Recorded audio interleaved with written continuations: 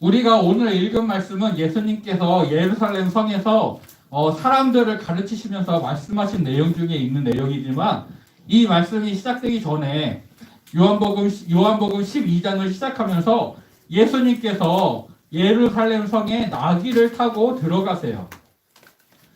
이제 4월달이 되면은 우리가 고난주간이라는 시간을 보내고 부활주의를 지키게 돼요. 그 고난주간을 시작할 때 예수님께서 예루살렘 성에 들어가시고 일주일 동안 고난을 당하시고 십자가에서 돌아가셨다가 부활을 하시게 되는데, 그거를 고난주간, 부활주일 이렇게 시간을 정해서 지키게 돼요. 근데 예수님께서 예루살렘 성에 들어가셨던 날을 이제 종려주일이라고 하는데, 예수님께서 예루살렘 성에 들어가시는 이때부터 이제 일주일 안에 예수님이 십자가에 죽으셨다가 이제 다시 살아나시게 돼요. 그러니까 예수님의 생애 마지막 일주일을 기록하고 있어요. 요한복음 11장부터 끝까지 예수님이 예루살렘 성에 들어가시고 거기에서 사람들을 가르치시고 또 제자들을 가르치시고 그 다음에 이제 잡혀가지고 신문을 받으시고 고난을 당하시고 십자가에 죽으시는 그런 내용들이 기록되어 있는데, 이제 예수님께서 예루살렘 성에 들어가세요. 그런데 예수님께서 예루살렘 성에 들어가실 때 유대인들이 예수님에 대해서 어떻게 반응을 했냐면은 예수님을 찬양하면서 예수님을 환영했어요. 호산나 찬송하리로다, 주의 이름으로 오시는 이 곧 이스라엘의 왕이시여 라면서 종려나무 가지를 흔들고 예수님을 환영했어요. 왜 예수님을 환영했냐면은 유대인들은 예수님이 주의 이름으로 오시는, 하나님의 이름으로 오시는 메시아 그리스도라고 믿었어요. 그리고 이스라엘의 왕이라고 생각을 했어요. 물론 예수님께서 메시아 그리스도 왕으로 오셨는데, 유대인들, 이스라엘 백성들이 생각하는 메시아 왕은 어떤 사람이었냐면은 당시 이스라엘을 지배하고 있던 이방 민족 로마를 몰아낼 왕, 그리고 이 땅에 강력한 이스라엘 나라를 완성할 왕을 기대했어요. 그래서 예수님이 죽은 사람도 살리시고 병든 사람을 고치시고 보리떡 5개와 물고기 2마리로 5,000명이 넘는 사람도 먹이시고 하면서, 예수님을 따라가면, 예수님을 믿으면은, 예수님이 우리의 왕이 되면은 우리는 정말 강력한 나라를 만들 수 있겠다, 예수님이 우리의 왕이 되면 좋겠다라고 기대하면서 예수님이 예루살렘 성에 들어오실 때 환영했어요. 우리를 구원해 주세요. 호산나가 우리를 구원하소서라는 뜻이거든요. 예수님을 왕 그리스도라고 부르면서 우리를 구원해 주세요, 로마로부터 우리를 구원해 주세요 라고 예수님을 환영했어요. 그런데 유대인들이 이렇게 예수님을 환영했는데, 예수님께서 유월절 명절에 사람들을 가르치시고 또 예수님이 행하셨던 일들을 보니까 예수님이 왕이 되려고 하지도 않고 로마를 몰아내려고도 하지 않는 거예요.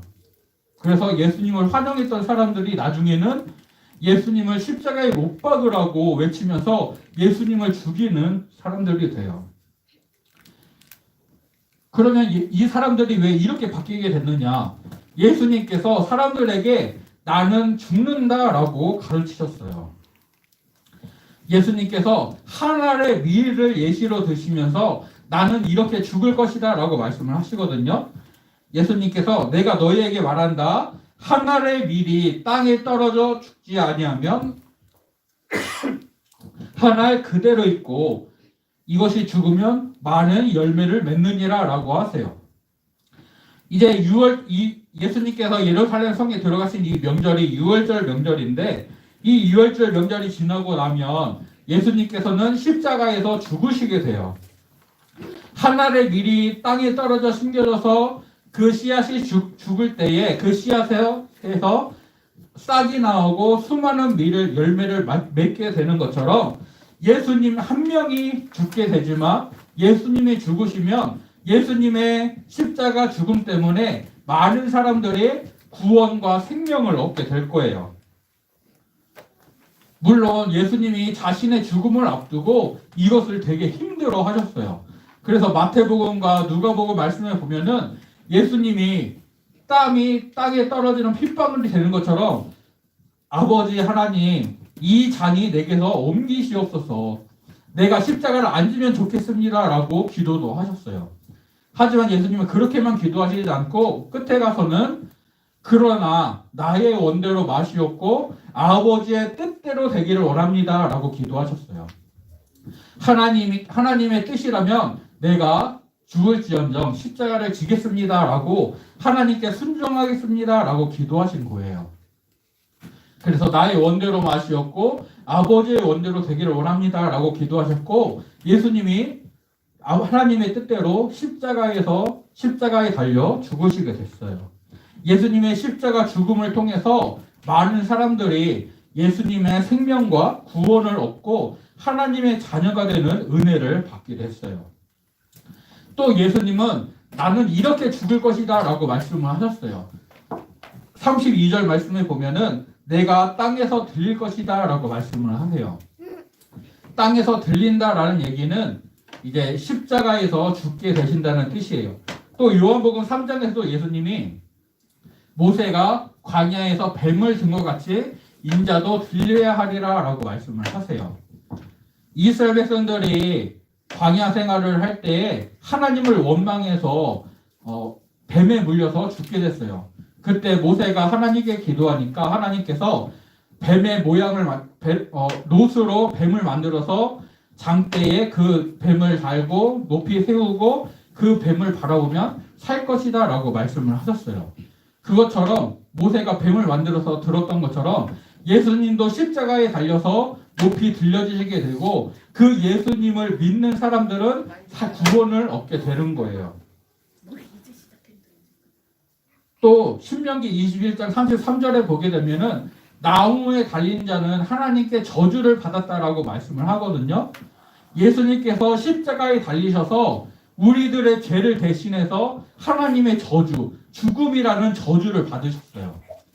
그래서 우리들의 죄는 예수님에게로 옮겨졌고 예수님에게 있던 생명이 우리에게로 옮겨지게 됐어요. 우리의 죄는 예수님께 옮겨지고 예수님의 생명이 우리에게 옮겨졌기 때문에 예수님을 믿는 우리들은 그 생명을 얻고 구원을 받은 하나님의 자녀가 되는 거예요. 그래서 예수님께서 하늘의 밀이 땅에 떨어져 많은 열매를 맺는 것처럼 내가 그렇게 죽을 것이다. 나의 죽음을 통해서 나를 믿는 사람들이 생명을 얻을 것이다 라고 말씀을 하셨어요.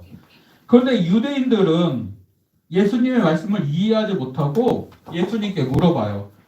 우리는 율법에서 그리스도가 영원히 계신다고 들었는데 왜 당신은 인자가 죽는다고 말합니까? 도대체 이 인자가 누굽니까? 당신이 인자면 당신이 그리스도면 죽지 않아야 되는데 왜 죽는다고 합니까? 라면서 예수님께 물어봤어요. 왜냐하면 이스라엘 백성들이 생각했던 그리스도 하나님의 이름으로 오시는 그분은 절대로 죽으면 안 돼요. 이 땅에 이루어지는 하나님의 나라에서 영원히 왕이 될 거라고 그들이 생각을 했는데 예수님은 내가 이 땅에서 들릴 것이다. 내가 죽을 것이다 라고 말씀을 하시니까 예수님이 죽으면 자기들 생각했던 메시아가 아니거든요. 그래서 이거 예수님을 믿어야 되나? 예수님이 메시아가 아닌 건가? 고민을 하게 됐어요. 그래서 왜 인자가 죽는다고 말씀하십니까? 라고 해요. 그런데 예수님께서는 그들의 묻는 말에는 대답하지 않으시고 예수님이 어떤 분이신지를 다시금 말씀해 주세요. 아주 잠시 동안 빛이 너희 중에 있다. 이 말씀은 예수님께서 이 유월절 명절이 지나고 나면 이제 십자가에서 죽으실 것이기 때문에 이 예수님께서 잠시 동안 그 사람들과 함께 있을 시간이 얼마 남지 않았다라는 뜻이에요. 빛이 있을 동안에 어둠에 다녀서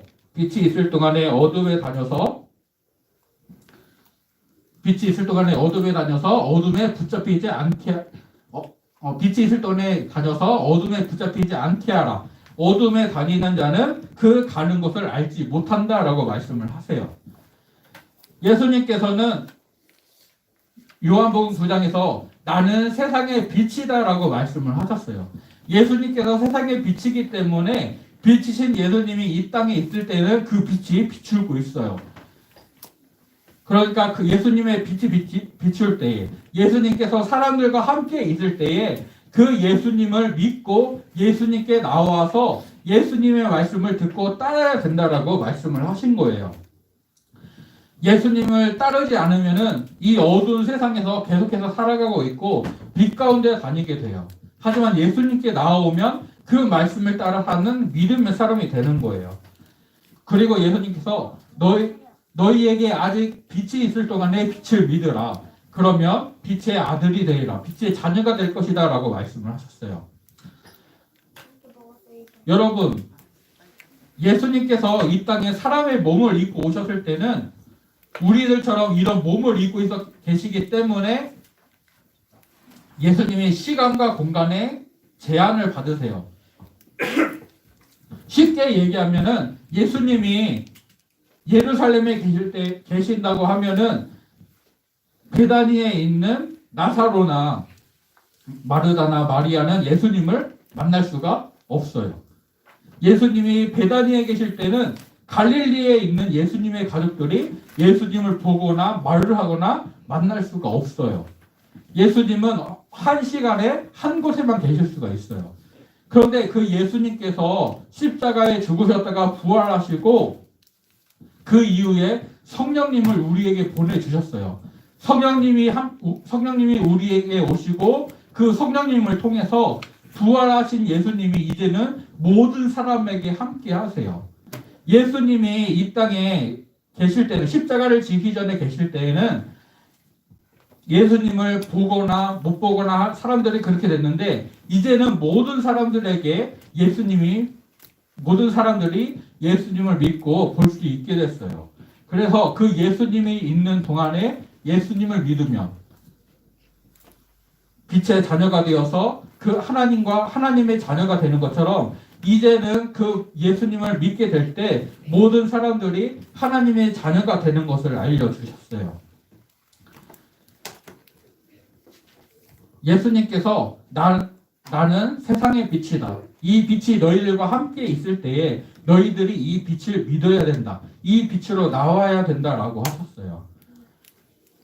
빛의 자녀답게 살아가는 것은 바로 예수님의 말씀을 듣고 그 말씀을 믿고 그 말씀을 따라 순종하는 삶을 살아가는 거예요. 우리 친구들이 이런 빛의 아들처럼, 빛의 자녀들처럼 예수님의 말씀을 듣고 그 말씀을 믿음으로 따라가는 우리 친구들이 되기를 소원합니다. 이 세상에서는 예수님을 믿지 않아요. 그들은 여전히 어둠 가운데 붙잡혀서 예수님을 믿지 않고 모른 채 살아가요. 그런데 이 어두운 세상에 참 빛이신 예수님께서 오셨고 빛이 비추게 되어졌어요. 이 빛을 본 사람들은 이제 선택을 해야 돼요. 예수님께 나와서 예수님을 믿을 것인가? 아니면 자기가 좋아하는 대로, 자기가 살아가는 대로 그냥 예수님을 믿지 않고 살아갈 것인가? 우리 친구들은 예수님께 나아온 사람이 됐어요.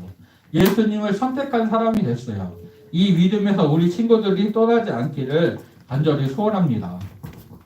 예수님께 나아온 사람들은 예수님께서 하늘의 밀이 되셔서 우리에게 생명과 구원을 우리에게 주셨어요.